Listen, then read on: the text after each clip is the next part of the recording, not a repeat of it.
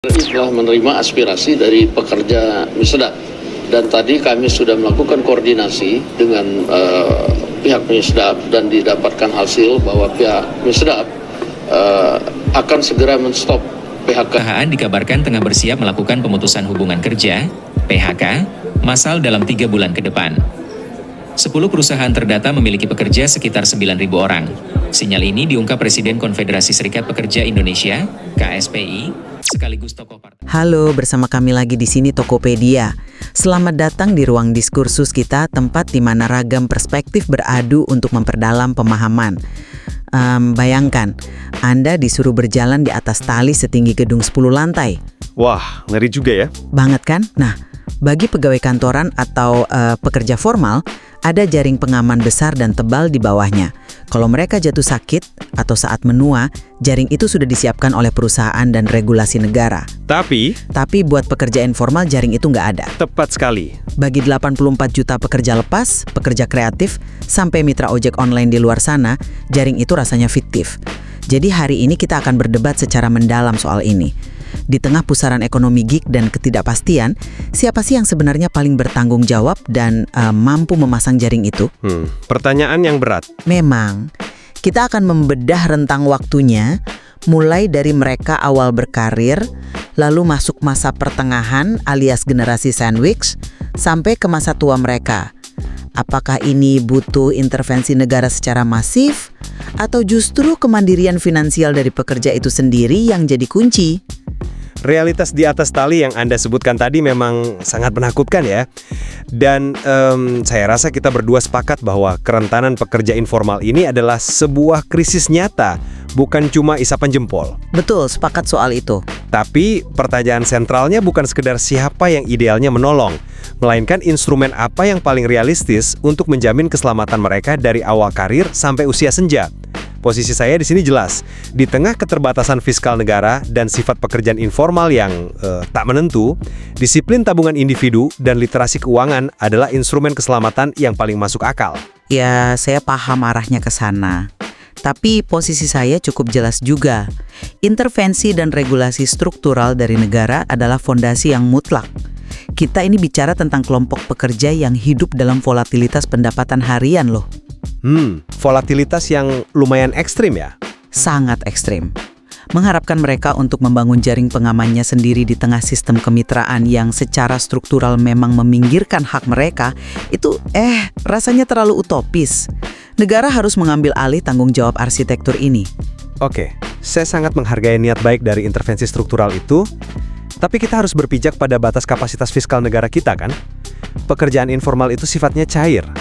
Menggantungkan harapan pada perombakan sistem negara yang super lambat itu, pertaruhan yang terlalu berbahaya bagi pekerja menurut saya. Berbahaya bagaimana maksudnya? Ya, karena hari ini, pertahanan paling nyata dan bisa dikontrol langsung oleh pekerja itu adalah kedisiplinan arus kas mereka sendiri. Menunggu negara itu butuh waktu lama. Oke, mari kita mulai dengan membedah realitas datanya dulu, supaya kita tahu seberapa besar skala masalah yang sedang kita bicarakan. Menurut data terbaru BPS, 59,40% dari total angkatan kerja kita, itu sekitar 84 juta orang, berada di sektor informal. Angka yang sangat masif. Mesin utama ekonomi kita loh mereka ini, tapi nasib pendapatannya sangat rentan. Ambil contoh mitra ojol di Jakarta, data menunjukkan rata-rata pendapatan bersih mereka turun drastis dari sekitar 6 juta rupiah di tahun 2018 Menjadi berapa sekarang? merosot ke kisaran 3,5 juta rupiah di tahun 2023. Dan kenapa ini terjadi? Bukan karena mereka malas. Dulu kan era bakar uang, platform ngasih bonus gede. Sekarang potongan aplikasi makin besar, saingan makin banyak, belum lagi inflasi dan bensin naik. Ya, realitas lapangan yang keras. Nah, dengan kondisi terjepit ini, bagaimana kita bisa menuntut mereka menabung? Inilah kenapa negara wajib hadir. Misalnya lewat subsidi PBI atau penerima bantuan iuran untuk BPJS Ketenagakerjaan. Saya sepakat. Penurunan pendapatan dari 6 juta ke 3,5 juta itu fakta yang nggak bisa dipungkiri. Tapi argumen bahwa negara harus secara otomatis menanggungnya lewat subsidi, itu langsung membentur tembok tebal bernama realitas fiskal. Tembok fiskal yang mana ini? Rasio pajak kita, tax ratio Indonesia saat ini cuma sekitar 9,6% dari PDB kita. Angka ini sangat rendah kalau dibandingkan negara tetangga kayak Malaysia atau Thailand. Dengan kantong negara yang setipis itu, uangnya nggak akan cukup untuk mendanai apa yang sering diwacanakan sebagai pilar 0 atau universal pension. Pilar 0. Makanya, kita harus mengedukasi pekerja dengan realitas pahit bahwa instrumen iuran pasti yang dikelola sendirilah yang akan menyelamatkan mereka. Sebentar, sebelum kita masuk lebih dalam, jujur, kalau saya membayangkan diri saya sebagai driver ojol yang baru pulang malam bawa uang 100.000, istilah-istilah ini rasanya terlalu melangit. Bisa tolong jelaskan apa sebenarnya pilar 0 ini? Dan apa bedanya dengan iuran pasti? Biar pendengar juga dapat konteksnya. Tentu, wajar kalau terdengar rumit. Sederhananya gini, pilar 0 atau universal pension itu adalah skema di mana negara membagikan uang pensiun dasar kepada seluruh lansia, tanpa peduli dulu dia pekerja formal, informal, atau nggak kerja sama sekali. Berarti anggarannya full dari negara ya? Tepat, uangnya full dari pajak negara. Nah, karena pajak kita rendah, program mulia ini nyaris mustahil diterapkan dalam waktu dekat. Sedangkan iuran pasti, itu artinya kita yang pasti menyetor uangnya sendiri tiap bulan, misalnya lewat reksadana atau JHT Mandiri. Berarti hasilnya nanti tergantung rajin gaknya kita nyetor kan? Betul sekali. Dan hasil investasinya juga. Inilah mengapa saya tekan terus soal perlunya dana darurat dan pemahaman tentang asuransi kesehatan swasta dengan konsep co-insurance. Saya paham kenapa Anda berpikir begitu, tapi coba saya kasih perspektif yang beda ya. Kalau kita melihat akar masalahnya secara kronologis, mari kita lihat saat pekerja ini baru mulai karir. Fase awal masuk ekonomi gig. Iya, anak-anak muda yang baru lulus karena lapangan kerja formal sempit terpaksa nyemplung jadi freelancer atau mitra gig. Masalah utama kenapa mereka nggak punya jaring pengaman bukanlah karena boros atau literasi keuangannya rendah. Masalahnya berakar pada desain struktural yang dilegalkan oleh negara, yaitu hubungan kemitraan. Maksud Anda status mereka yang sebagai mitra, bukan karyawan? Tepat sekali, label kemitraan ini punya efek magis yang luar biasa buat platform digital. Ia membebaskan perusahaan raksasa itu dari hampir semua kewajiban undang-undang ketenagakerjaan. Nggak ada pesangon? Nggak ada pesangon, nggak ada jaminan kecelakaan kerja yang dibayarkan pemberi kerja, dan 0 jaminan pensiun. Karena secara hukum JP itu cuma wajib buat pekerja penerima upah. Kalau dari hari pertama sistemnya sudah didesain mengeksploitasi mereka di bawah kedok fleksibilitas waktu, apakah adil menyalahkan minimnya literasi pekerja muda ini? Maaf, tapi saya sama sekali nggak bisa terima itu. Biar saya kasih tahu alasannya. Saya menangkap kegelisahan Anda soal label kemitraan, tapi melempar seluruh kesalahannya pada desain sistem itu kurang tepat. Coba kita bedah data dari BPJS Ketenagakerjaan. Oke, silahkan. Mereka berulang kali mengevaluasi penetrasi asuransi di sektor informal. Dan temuan mereka konsisten, hambatan terbesarnya bukan semata-mata karena pekerja dieksploitasi atau nggak punya uang. Hambatan utamanya adalah masalah persepsi dan perilaku. Persepsi seperti apa maksudnya? Ngapain bayar iuran kesehatan atau pensiun sekarang? Padahal, iuran BPJS untuk BPU atau bukan penerima upah itu sangat fleksibel. Nominalnya bisa dari Rp20.000 sebulan. 20.000? Iya, 20.000. Kalau di awal karir saja pekerja nggak mendisiplinkan diri menyisihkan uang sekecil itu, regulasi negara mewajibkan platform semacam apapun akan terus berbenturan dengan mentalitas ini. Pemahaman manajemen risiko dasar inilah yang absen. Tapi bayangkan realitas harian mereka dong. Konsep 20.000 itu murah adalah ilusi bagi seseorang yang mengalami volatilitas pendapatan harian. Hari ini motor rusak, besok sepi orderan. Iya, kondisinya memang nggak menentu. Meminta literasi paripurna pada orang yang tiap hari harus mikir keras agar besok dapur tetap mengepul, itu menyamakan titik start yang jelas-jelas berbeda. Saya paham itu berat. Tapi ini bukan soal ilusi kemurahan, ini soal piramida prioritas keuangan. Keputusan menyisihkan persentase sekecil apapun di hari pertama menerima penghasilan adalah bentuk manajemen arus kas. Kalau otot kedisiplinan ini nggak dilatih di awal, mereka akan bawa habitus defisit ini ke fase kehidupan yang jauh lebih kejam. Nah, justru itu masalahnya. Ketika sistem kemitraan di awal karir gagal memberikan tabungan otomatis layaknya HRD motong gaji pegawai kantoran, efek dominonya baru meledak 10 atau 15 tahun kemudian. Ini bawa kita ke fase pertengahan karir, usia 30-an atau 40-an. Fase di mana beban keluarga mulai masuk ya? Betul. Dan bukan cuma keluarga inti. Disinilah pendapatan ekonomi gig bertabrakan langsung dengan fenomena generasi sandwich. Mereka nggak cuma ngidupin anak istri, tapi juga orang tua yang mulai sakit-sakitan. Data menunjukkan 68% dari generasi ini melaporkan stres berkepanjangan. Stres finansial dan psikologis pastinya. Ya, dan kenapa beban orang tua jatuh ke mereka? Karena sistem masa lalu gagal. Saat ini, hanya 14,8% lansia yang punya jaminan hari tua. Artinya, sisanya numpang hidup ke pekerja muda yang pendapatannya cuma 3,5 juta tadi. Tanpa intervensi struktural yang radikal, pekerja informal cuma dijadikan peredam kejut dari kegagalan negara. Analisis Anda soal generasi sandwich itu sangat akurat. Bebannya nyata.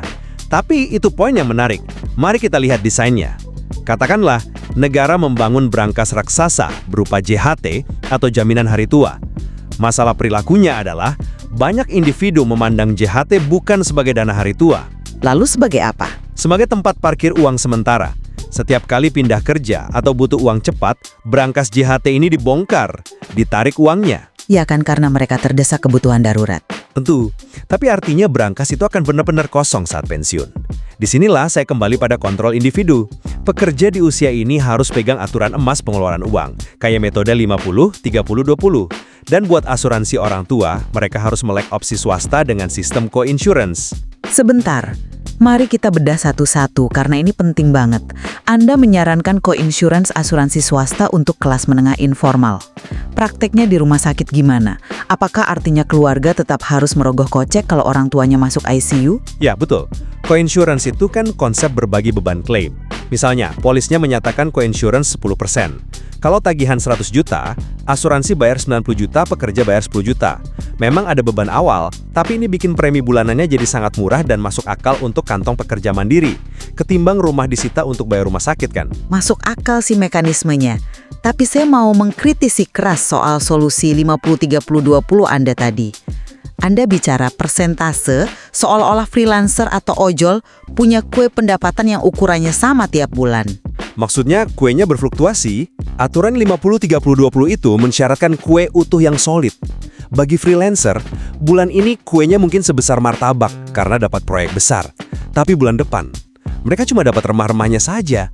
Gimana caranya Anda nyuruh mereka bagi 20% secara konsisten dari remah-remah?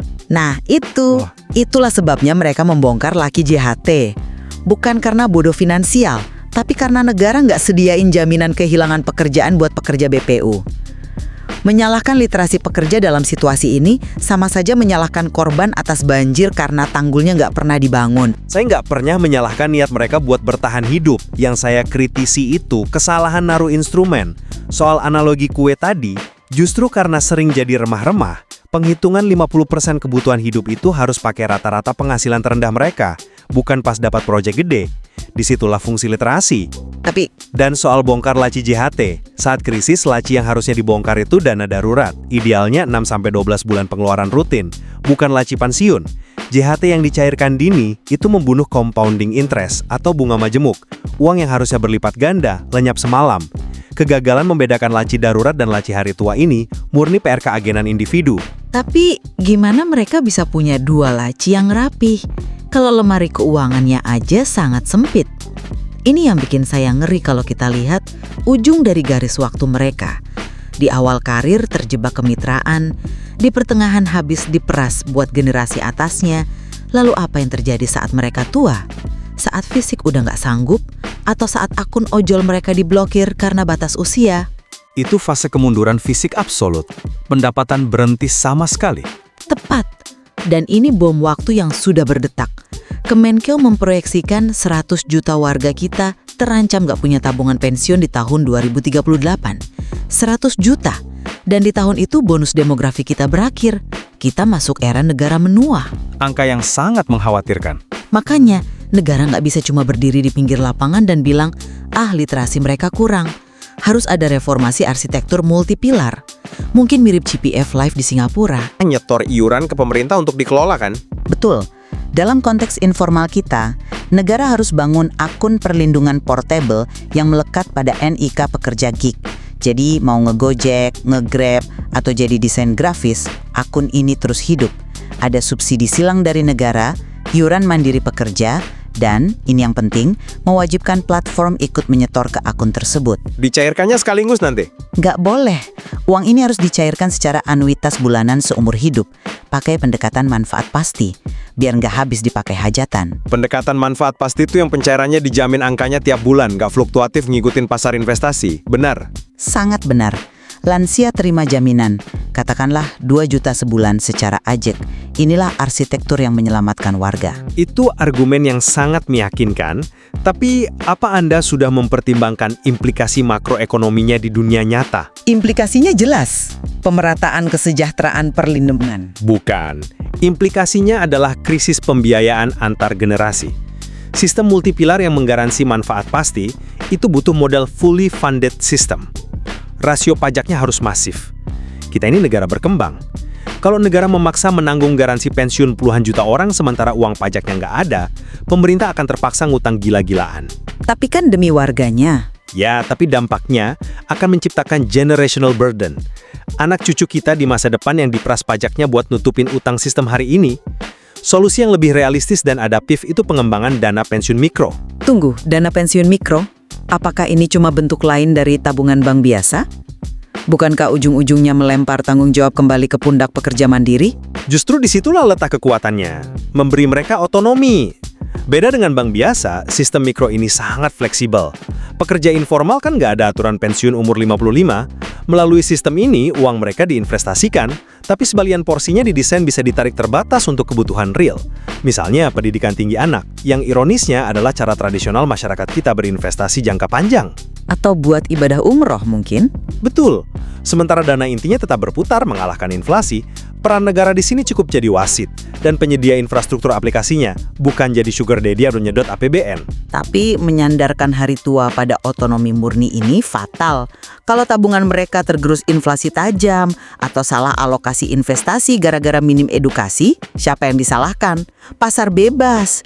Pada akhirnya mereka jadi lansia telantar, jatuh sakit, dan membebani jaring pengaman negara lewat BLT juga kan? Ujungnya negara keluar uang juga. Makanya lebih murah mencegah. Wajibkan platform kasih matching contribution atau iuran pendamping tiap kali mitra selesaikan transaksi. Wah, matching contribution itu idenya bagus banget di telinga. Tapi mari kita bicara dinamika bisnis. Kalau negara memaksakan aturan platform ojol harus nanggung asuransi layaknya perusahaan formal, Anda menghancurkan unit ekonomi bisnis gig itu sendiri. Tapi kan mereka raksasa miliaran dolar. Iya, tapi model bisnis mereka bisa jalan di sini karena menekan biaya tetap ketenaga kerjaan. Kalau biaya digelembungkan paksa, mereka nggak akan rela merugi. Mereka akan melakukan rasionalisasi massal, pemutusan kemitraan besar-besaran. Bukannya dapat pensiun, ratusan ribu pengemudi malah hilang mata pencaharian besok pagi. Adaptasi lewat kemandirian literasi itu mekanisme pertahanan terbaik di pasar yang sebrutal ini. Sangat ironis ya. Anda pakai kata adaptasi untuk sistem pasar di mana kekuatan antara platform raksasa dan pekerja jalanan itu begitu asimetris. Dari garis waktu panjang yang kita bicarakan, dari jebakan ekonomi gig di awal karir, tekanan psikologis generasi sandwich, sampai bom waktu 100 juta lansia di 2038, saya tetap teguh. Sepanjang usia pekerja ini, negara mutlak harus menstrukturkan sistem perlindungan sebagai arsitek aktif, biar mereka nggak terjebak kemiskinan ekstrim. Dan saya akan menyimpulkan bahwa meskipun arsitektur negara itu mulia secara moral, kita nggak hidup di dunia utopia. Realitas fiskal 9,6% ditambah karakter pekerjaan yang dinamis mengharuskan pekerja pegang kendali, merancang jaring pengaman sedini mungkin dengan disiplin desain arus kas dan melek asuransi mikro itu jauh lebih bisa diandalkan. Menggantungkan masa tua pada janji reformasi regulasi yang prosesnya tahunan itu risiko yang terlalu besar. Tapi Anda tahu, setelah perdebatan yang panjang dan intens ini, ada satu titik konvergensi yang menyatukan pandangan kita. Kita berdua sama-sama melihat bahwa nasib 84 juta pekerja informal kita sedang berada pada titik krisis yang nyata. Bom waktu demografi 2038 itu nyata. 100% sepakat. Skala krisis ini sudah diambang pintu. Dan solusi ke depannya emang nggak bisa cuma jalan di satu jalur ekstrim. Kita butuh ekosistem holistik yang cerdas. Infrastruktur, regulasi negara yang disinergikan dengan keagenan dan literasi individu dari pekerja. Jalan tolnya dibangun otoritas, tapi keahlian mengemudinya tetap di tangan pekerja yang berdaya. Benar sekali. Memahami kapasitas negara yang terbatas, menyadarkan pekerja agar nggak pasif menyerahkan nasib. Di sisi lain, melihat kerasnya realitas lapangan, menyadarkan pembuat kebijakan bahwa pekerja butuh dorongan regulasi. Dengan wawasan kritis ini, semoga pekerja lepas di luar sana bisa ambil langkah taktis buat masa depan, nggak sekedar mikirin cara bertahan hidup sampai besok pagi. Gili, ketika kita kembali membayangkan sirkus di awal tadi, jutaan saudara kita berjalan di atas tali, tujuan diskusi ini bukan nyari siapa yang menang debat. Tujuan utamanya adalah memastikan nggak ada dari mereka yang hancur membentur lantai realitas. Terima kasih sudah mendengarkan. Jangan lupa untuk klik like dan subscribe, serta tulis pendapatmu di kolom komentar.